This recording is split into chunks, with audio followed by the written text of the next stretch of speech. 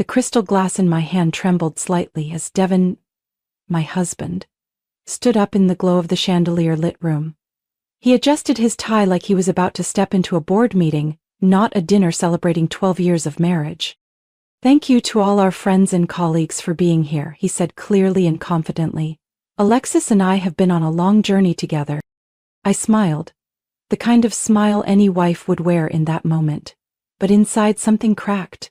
Devon's gaze swept past me too quickly, like a checkbox he had to tick.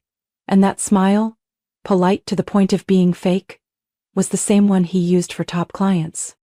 I glanced around the dinner table at Belladonna, Chicago's most luxurious restaurant, where one meal could equal a senior assistant's monthly salary. Devon's friends and business partners, all key figures in expanding his logistics empire across the Midwest, were present. And 4 seats away sat Haley Monroe, his company's new marketing director, dressed in a striking red dress. Too young, too confident, too familiar with Devon's eyes. I had caught them exchanging glances at least 3 times that evening. Maybe no one else noticed, but I did. I had lived long enough to recognize when a man was hiding something. "We've shared many memories together," Devon continued, raising his glass. "But tonight, I want to share something special." Haley subtly leaned forward. Under the table, she rummaged through her purse. My throat tightened. Devon took a breath.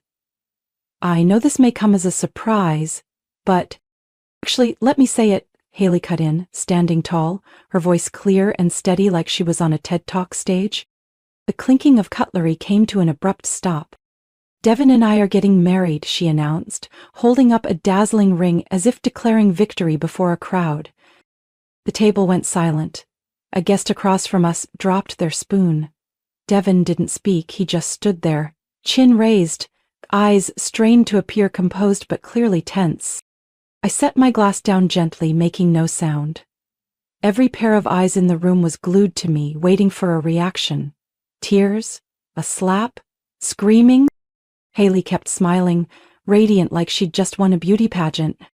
"Hebe's deserves real happiness," she said. "And I'm lucky to be the one to give him that." I didn't cry. I sat tall and locked eyes with Devon. And I smiled.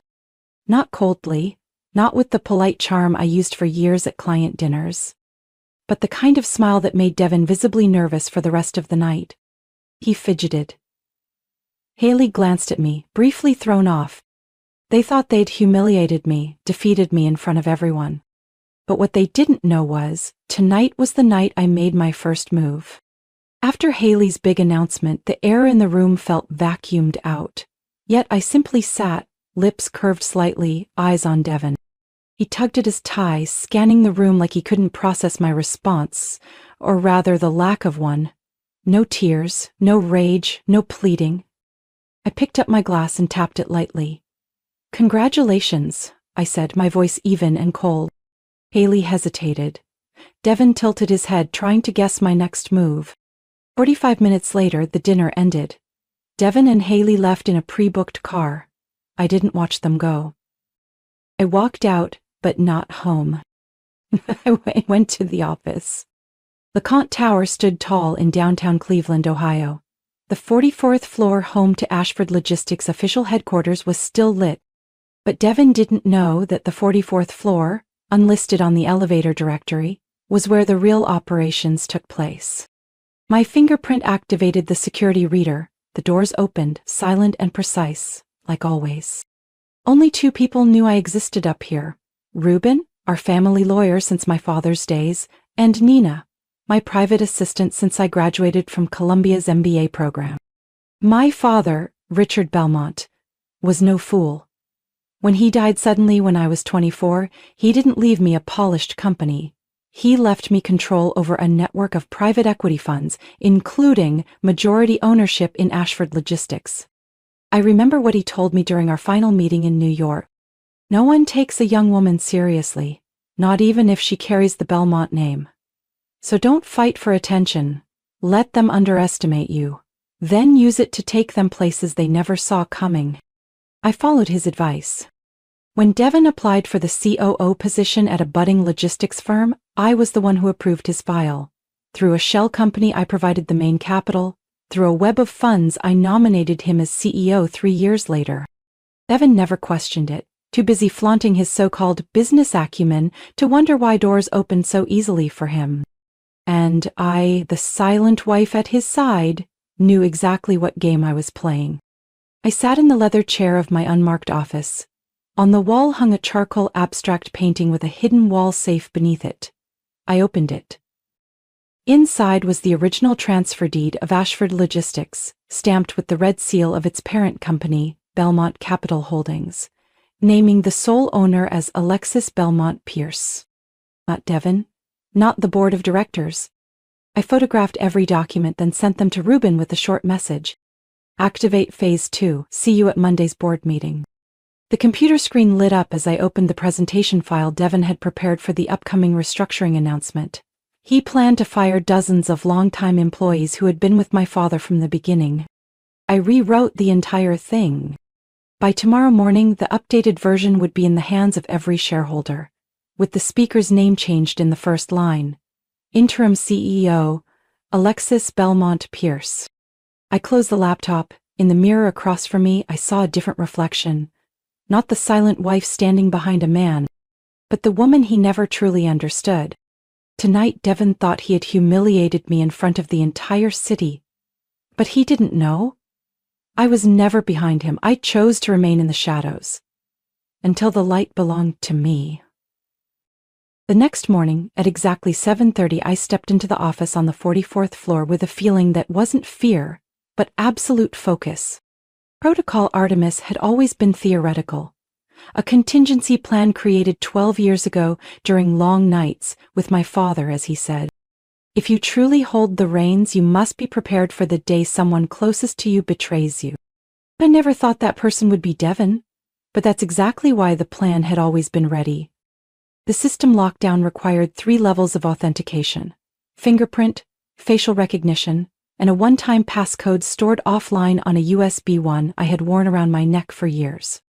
After the final scan, I typed 3 lines of code. A message popped up on the screen. Access to all administrative dashboards under CEO authority only. At that moment, Nina walked in, holding a tablet showing real-time updates. Devin just tried logging in from a device at the Westlake office. Access denied. I gave a slight nod. No words needed. Phase 1 was complete. Phase 2, bringing evidence into the light.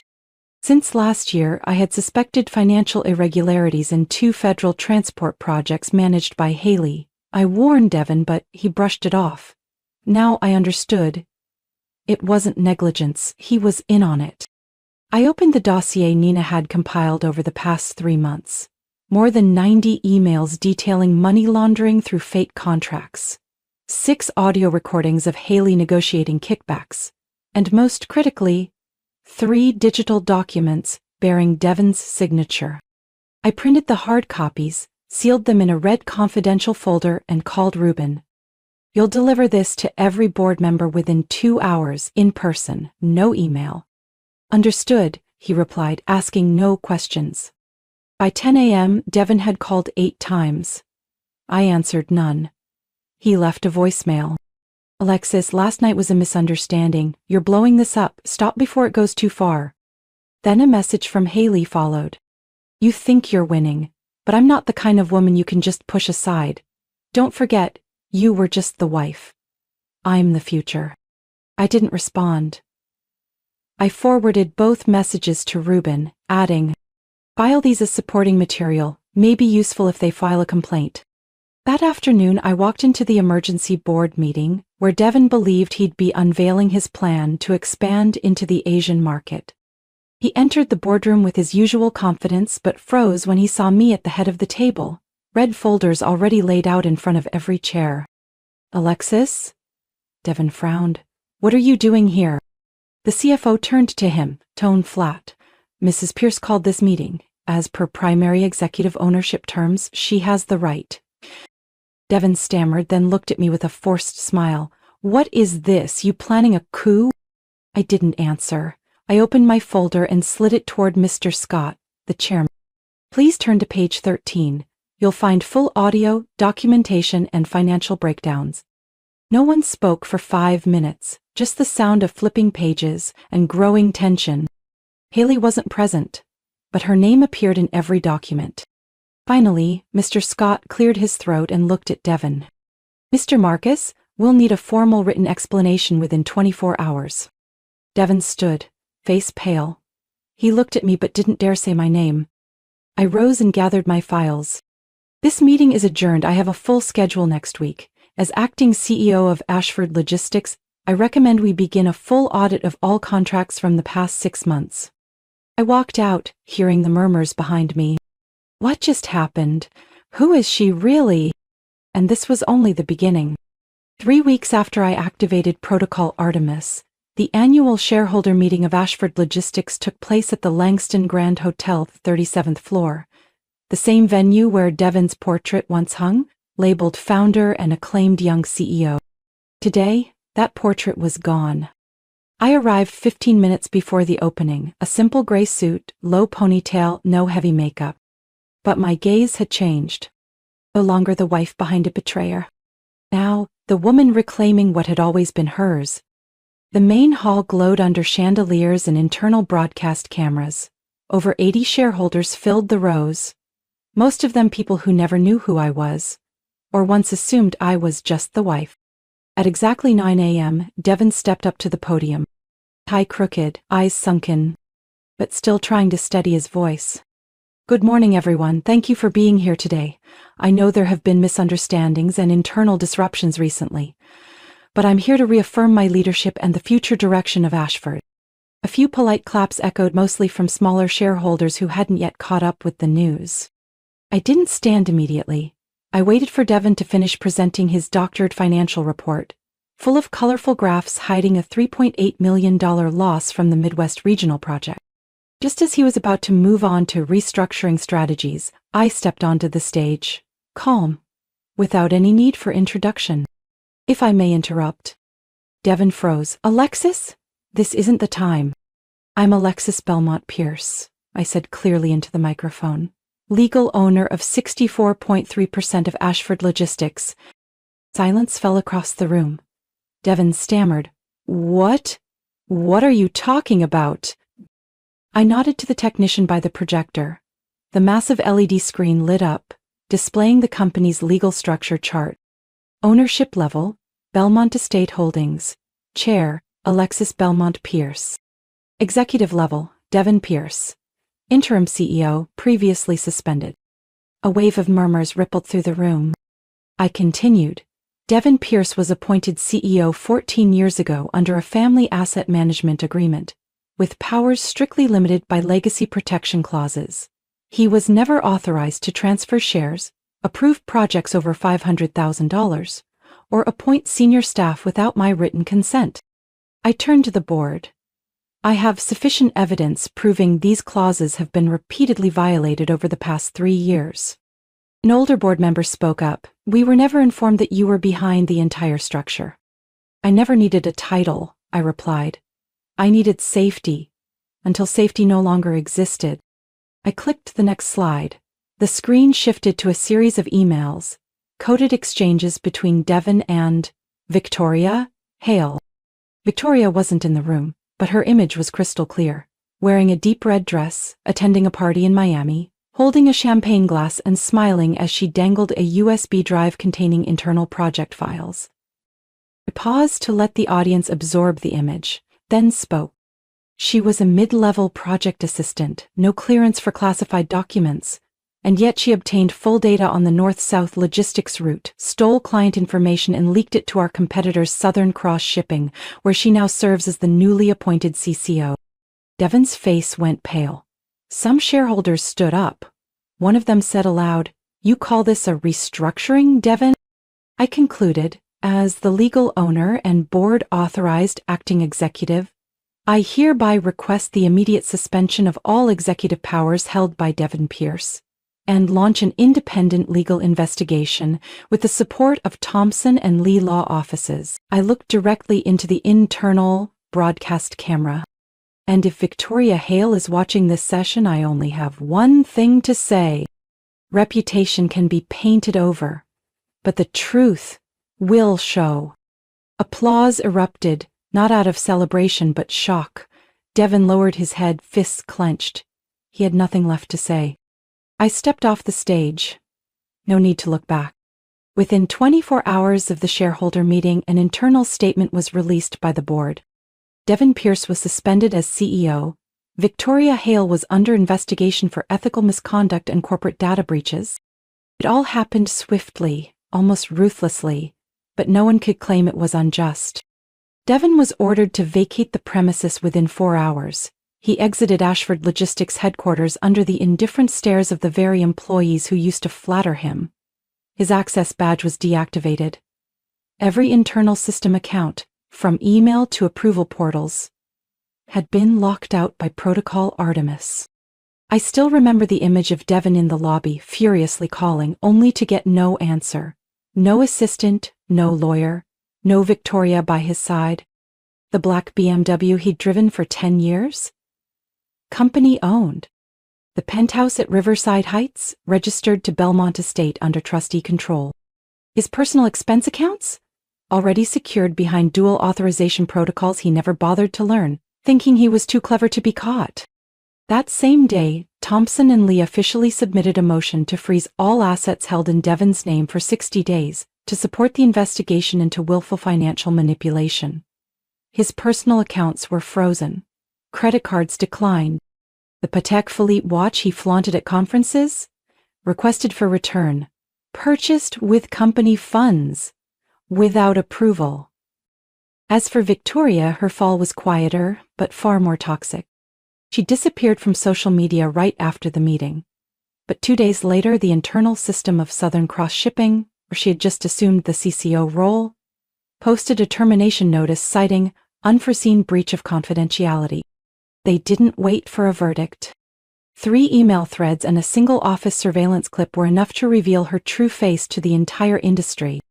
In logistics and transportation, reputation can't be bought with red lipstick or a tight dress. Victoria was blacklisted from every major industry association. Panel invitations vanished. Third-party contracts she used to broker cancelled without hesitation. No title, no income. And no more young CEO dreams she once bragged about in that Forbes local interview 3 months ago. I didn't track them closely. But someone I know in corporate legal sent me a photo of Victoria dragging a suitcase out of a serviced apartment in Lower Manhattan after her card was declined. They used to think they held all the power, that I would stay silent forever, that a woman behind the curtain would never have the courage to step forward. Devon tried to contact me twice. Once by email, once by letter, both were returned. He even tried calling my mother, but she only replied with one sentence. She owes you nothing, and there's nothing left to say. I didn't celebrate their downfall, but I didn't pity them either. What Devon and Victoria traded away for a few flashy years was their dignity and trust. Once you lose those, everything else is just smoke. On Monday morning at 8:30 a.m. I walked into Ashford Logistics headquarters for the first time as what I had never publicly claimed to be, CEO and legal owner of Ashford Holdings. No longer Devon's shadow. No longer the soft-spoken wife at dinner tables quietly swallowing insults. I stepped into the lobby in an ivory suit, hair pinned back, my expression so composed it made even those who knew the truth hesitate. The head of communications, the one who once leaked internal files to Victoria, lowered his head the moment he saw me. The accounting manager, who had allowed Devon to use company funds for personal expenses, fumbled to greet me like he was facing an auditor. I didn't smile. I didn't nod. I just walked straight ahead. 30 minutes later, in the 15th floor conference room, the official announcement was broadcast live to every branch nationwide. I stood at the podium and looked straight into the camera. Good morning, I'm Alexis Pierce, and this might be the first time you hear my name as a leader, but the truth is I've been running Ashford Holdings for 14 years, under the internal name Artemis Trust. No applause, no one dared speak, but out of the 15 people in the room, not one looked away. I continued, my voice steady. I stayed silent to protect stability. but what just happened proves that silence only empowers the wrong people. Starting today, Ashford enters a new era. I pressed the remote control. The screen behind me lit up with a new logo, a fusion of the Artemis Trust symbol and Winston Global. I officially announce Ashford Holdings is merging with Winston Global, once the fiercest rival of Devon Pierce. A wave of murmurs spread across the rows. I knew why. Devon had blocked every past attempt at collaboration with Winston Global. But that was history. Back then, Devon still had a title. Now, he didn't even have clearance to enter the building. I looked up. This merger isn't just about finance, it's about leadership philosophy. We choose transparency, we choose efficiency over favoritism, and we choose talent over connections. That last line silenced a few faces below. They knew exactly what that meant. 2 hours later, I signed 3 senior-level personnel orders. 2 employees were suspended pending investigation for dishonesty.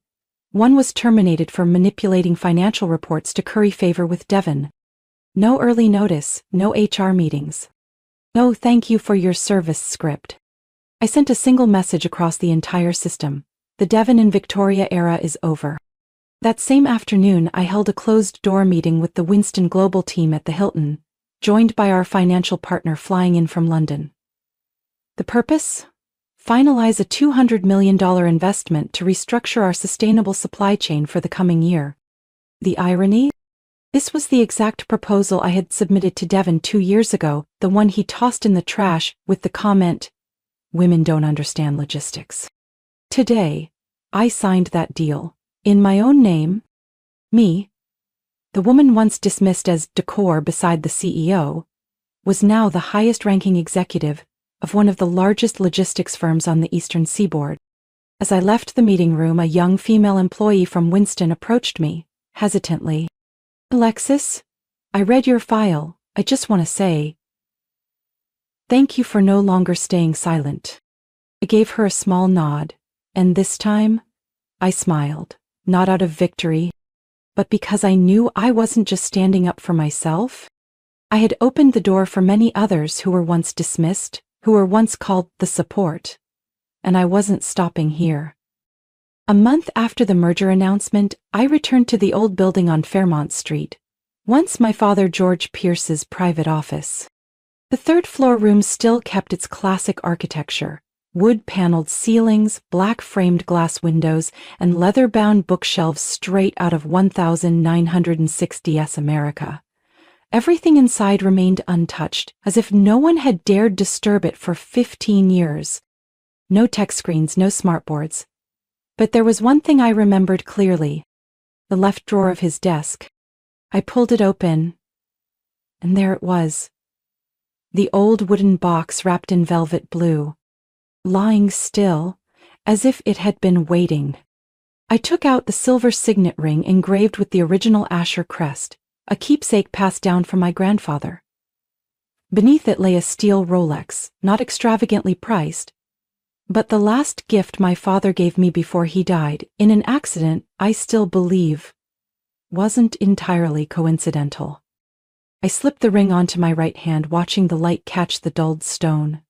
A flood of old memories rushed back, days when I sat on my father's lap, as he explained how a single contract could shape the destiny of an entire company.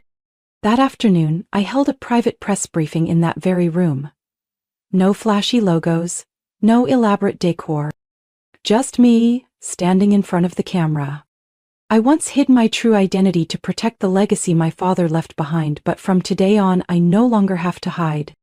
I raised my hand, the silver ring catching the golden light of dusk, and said clearly, "As the rightful heir, I hereby restore the Ashford Legacy Office, the original headquarters founded by George Pierce in 1972. Industry veterans, once rivals, bowed in recognition. Global financial media began calling me the silent daughter who reclaimed a dynasty. But I knew reclaiming a legacy wasn't enough. I couldn't repeat the past. I had to build something for the future." A few weeks later, I restructured the Ashford Foundation, which had merely been a scholarship fund under Devon, into a powerful platform focused on developing and supporting young women in business leadership and finance.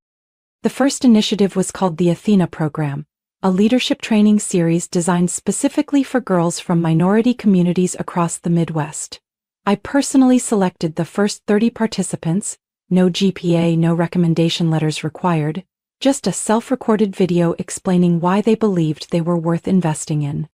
One clip stopped me cold. A young brown-skinned girl, voice trembling, stood in a worn-out garage in Ohio and said, "I just want one chance to prove that women weren't born to be background characters." I called her that same night.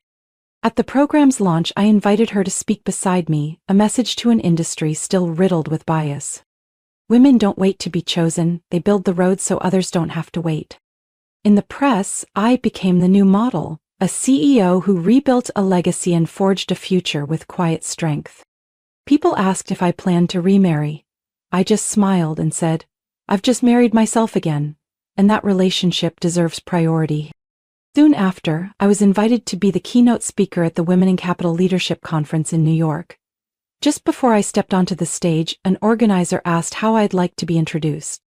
I paused for a few seconds, then answered softly, "Call me Alexis Pierce, the girl once erased from the canvas, now the one holding the brush, to paint the entire scene anew." Alexis Pierce's journey is a powerful reminder that silence does not equal weakness. Betrayed, dismissed, and pushed out of the empire bearing her own family's name, she didn't seek noisy revenge. Instead, she quietly gathered the truth and prepared each step to reclaim her rightful place. In real life, those underestimated are often the ones holding the key to real change. And when they rise, they don't just demand justice, they redefine what power and resilience truly mean. What are your thoughts on Alexis's journey and the fate of those who betrayed her? Share your perspective below. And don't forget to follow the channel for more powerful, emotional family stories ahead.